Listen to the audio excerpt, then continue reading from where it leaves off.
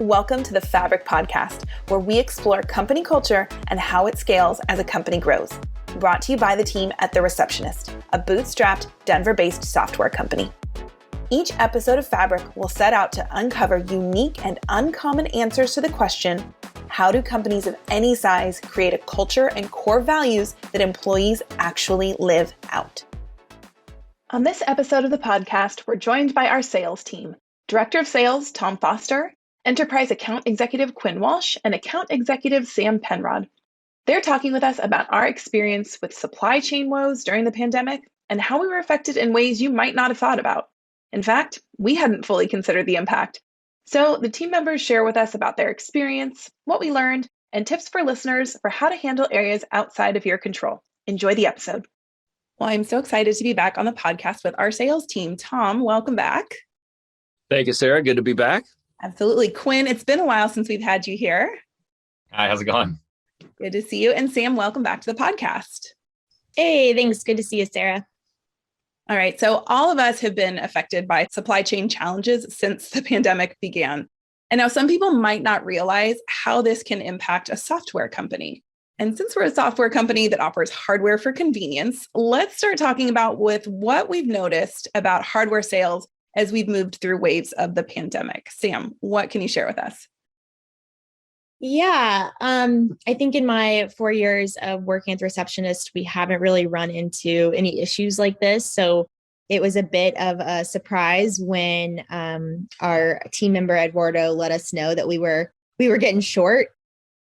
But yeah, I think as far as how it's affected my customers, it's interesting hearing how many people have delays themselves. So for instance, I was just talking to a customer this morning, and he mentioned he's a fruit importer out of Miami.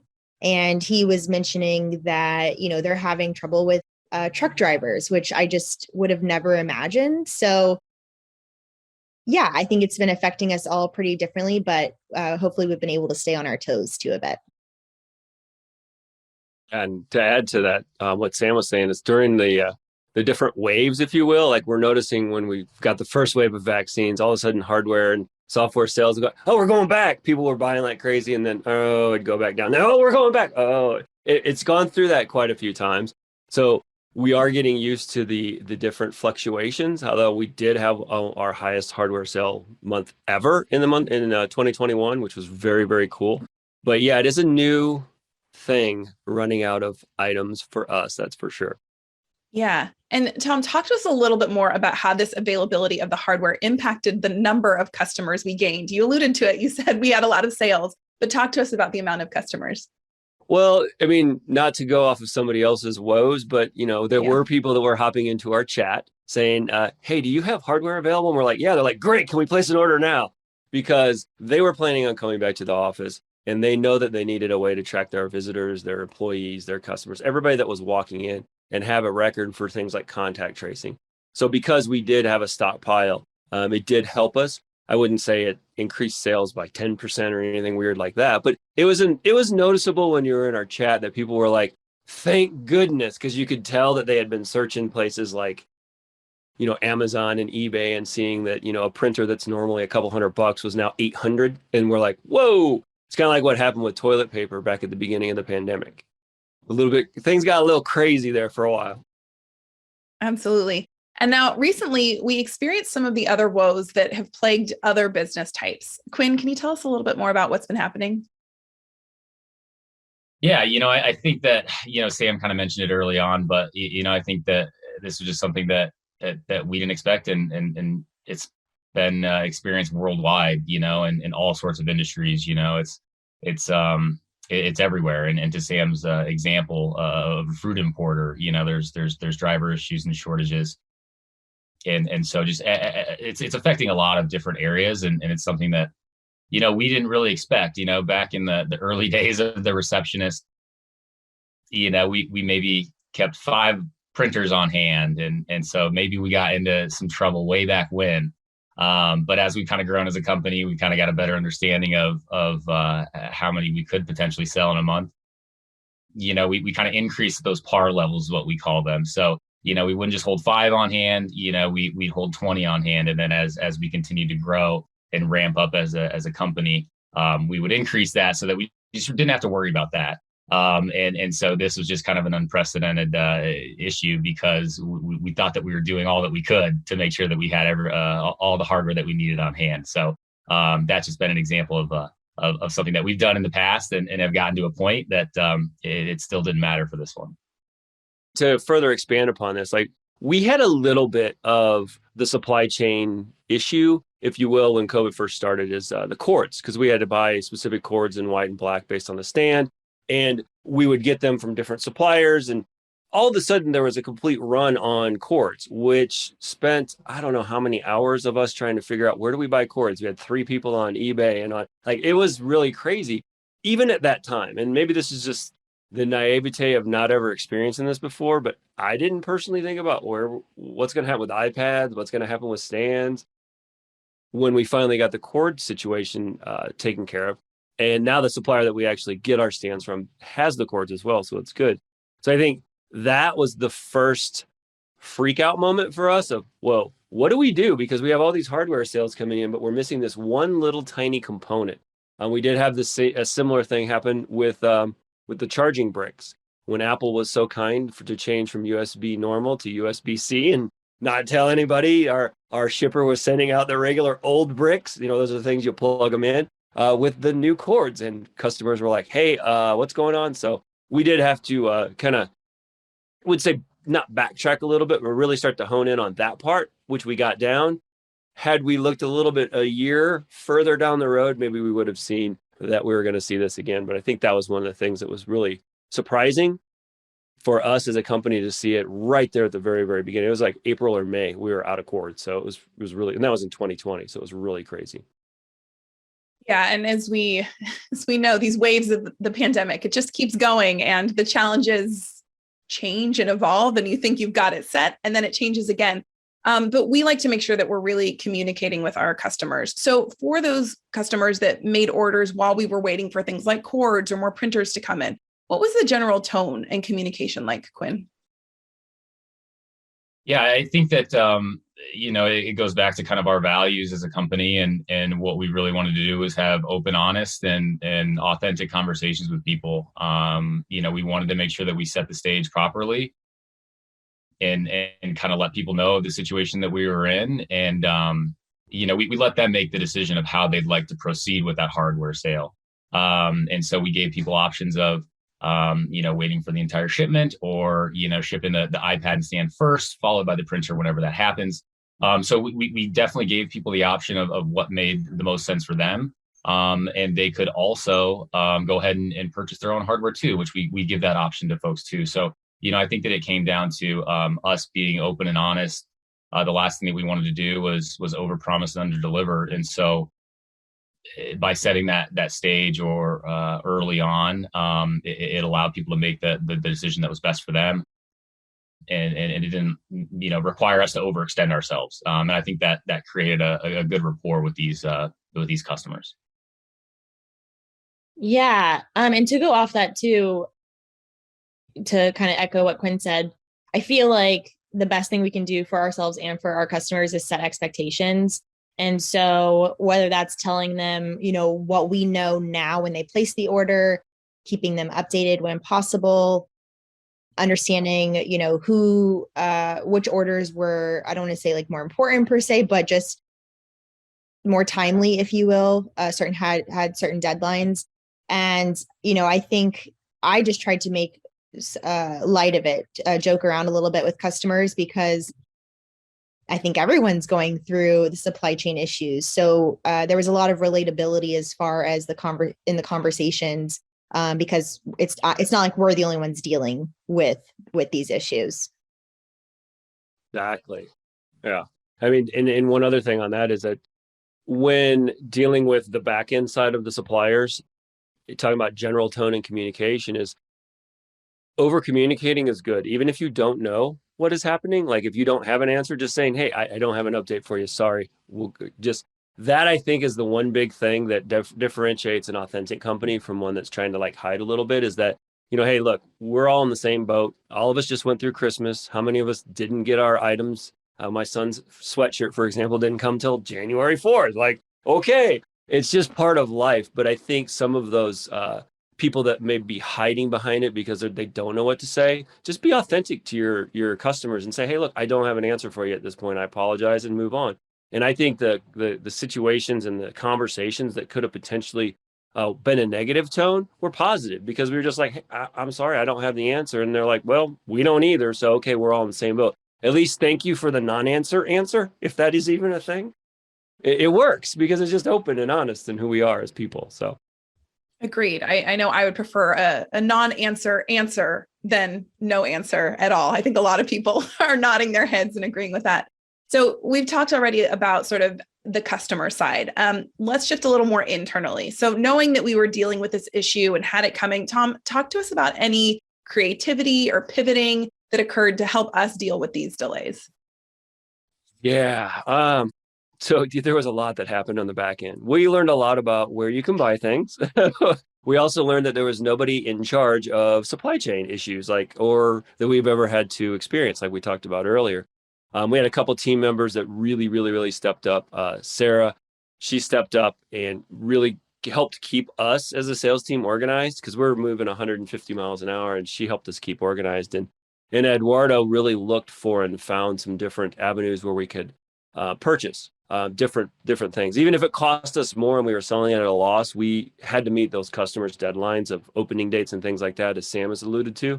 And we did it. And we didn't go to the customer and say, we need this, that, or the other thing. We just did what we did because it allowed us to just push it off a little bit. But yet, if it came to the point where we're running down on a deadline, we're not going to disappoint our customers. As Quinn had said, we're going to underpromise and overdeliver, not do the opposite. But so a creative thing, if you will. And I know Sam and Quinn, especially Quinn, laughed at this when I said it. I was like, well, we're out of printers. Why don't we just buy a bunch of those labels like, hello, my name is, and send people a bunch of Sharpies? Because it was at that point where we did not know literally when we were going to get printers in. And we had customers who were like, everything's working. I need a printer. I got to have them. We have a situation. Thankfully, I don't think we sent any of those out. Did we, Quinn? Did we send any of those? No. I was going to ask if you didn't give the answer, the listeners would want to know, did you ship any Sharpies and labels? No, but we had them at the ready. Okay, we were ready to go. Sometimes you just got to do what you got to do. It wasn't an ideal solution. But again, most of the people that I was talking to, I was like, hey, I can do this. They were like, well, it's not that important. Or they would go spend $800 on a printer because they needed it at that particular point. And that's just how it was. But it did allow us to kind of reevaluate too some of the values of folks that are in the supply chain, like the people that you're buying from. Do they overpromise and underdeliver, or do they underpromise and overdeliver? How are they? So it's really helped to open a lot of eyes. And I think as everything that's a challenge, it becomes a real learning situation and a real bonding situation for the company. Everybody, even marketing, was involved, creating us the little image that went on our website store that said back ordered. It was just another sense of collaboration for everybody. Feeling the anxiety of not having some of the items that we needed. Like recently, a week ago, we all thought we were out of wall mounts, and Eduardo was like, no, we have them. And we're like, oh, whew. So we're still coming out of it, but it is one of those things where it is being creative. And I think the creativity comes from other members of the team, just understanding how the values are of the company and just saying, hey, I don't know what to do here, but I'm going to figure it out, and just making it happen. We were in a leadership or growth meeting. Eduardo comes running in. I found 58 printers. Can I get them right now? It was literally like one of those situations, and we had them in our office in a couple of days. So it's going above and beyond, I think, is what it helped a lot of the team members do. So since we do value such radical support, Sam, what was it like to only be able to keep our customers mostly happy and maybe not hit that true level of radical support that is so important to us? Yeah. I just, at the end of the day, as we've all alluded to, we weren't really expecting this to happen, even though we probably should have expected to happen. So I feel like there was a lot to learn. And there was a couple team members that are not here right now, but Sarah and Eduardo, that, Sarah really helped us internally creating sheets for us to make sure we had our customers listed on there, so we know who needed a printer to be shipped out to. And she really stayed on top of the organization internally. And then Eduardo, he's the one that really manages the relationship between our vendors and the folks that actually ship out the hardware for us. And so he did a really good job at staying on top of the vendors, checking in for updates, and then relaying those updates to us. So I don't think it would have gone as smoothly if we didn't have the support from both of them. Absolutely. And I think, for a company that we really want to exceed people's expectations, it's hard when we can't do that. But as you've said, really communicating, delivering where we can, making sure that they know what to expect. All of that is really important to, if we can't have that extreme radical support, we're going to do everything we can in our control to make sure that we ultimately get there. Mm-hmm. So we've talked about this in other areas and kind of alluded to it now, is it doesn't make sense to try and control the things you can't control, which is the printers coming over on ships and when are the bricks ultimately going to arrive. So what final tips do we have for our listeners based on this experience and what we've learned from it? Quinn, what can you share as our final thoughts? Yeah, I think that I think setting the stage or setting the tone properly at the beginning is extremely helpful. Be willing to be flexible. Again, of things that are out of our control. I think that everybody on this team and this company desperately wanted those printers to be in for our customers. I don't think there was anybody that was just saying, okay, cool, this is fine, or that this is something that we can get by with. Everybody wanted to be able to deliver that, to our customers. So I think that at the end of the day, things that are out of our control, we just have to make sure that we're as flexible as we can, and relay the information as clearly as we can. And Sam, what about you? Final tips or thoughts for our listeners based on what we've learned or experienced? Yeah, it helped me understand more about consumerism and just how much we rely on the supply chain, the global supply chain, and how lucky we are to, have the normal shipping and the normal, how it normally goes so smoothly without things messing up. So just kind of appreciative on that front. And as far as the customers go, I feel like being able to be patient. I know we live in like a world where everything's pretty instant, and so having patience and working on patience right now, I think is key, which I think a lot of people have probably learned over the pandemic. And per usual, just always trying to set expectations. I feel like there's a lot of opportunity when you set expectations with your team and your customers. So being able to build that trust over time with setting expectations, I feel like was a win at the end of the day. Absolutely. And Tom, take us home on this topic. What are the final thoughts or points you want to make for our listeners? Well, yeah, when it comes to things that are out of your control, when you look back through the last couple of years of the pandemic, is really measure yourself on the things that you can control. Like not having printers or not having a part, or depending on what kind of business you're in, look at it and use it as an opportunity to expand that relationship with your internal team and your customers at the same point. At the beginning, we were like, our supplier, I won't mention names, but somebody was saying that we were going to have certain things at a specific period of time, and then that didn't happen, and then it didn't happen again, and it didn't happen again. If you don't know the answer, I think the big takeaway is, just be authentic. Just, I don't have the answer right now. As I said earlier, the non-answer answer is at least a better answer than it'll be here tomorrow and it's not. And look for clues when they're coming down the road and try to get ahead of these things. Like, we're so far ahead of it now that I'm pretty stoked about where we're at as far as printers in particular.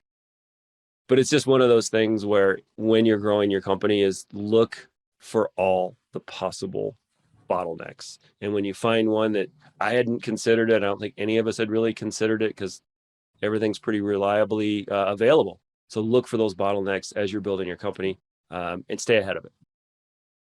Well, great. Thank you all for being here to talk to us about how we experienced the supply chain issues, how we dealt with it, and some really great tips for our listeners. So thank you all for being here today. Thanks for having us, Sarah. Thanks, Sarah. Thanks. Thanks again for listening to today's episode and learning more about how we were affected by the supply chain issues. If you'd like to watch a recording of today's episode, you can check it out at thereceptionist.com.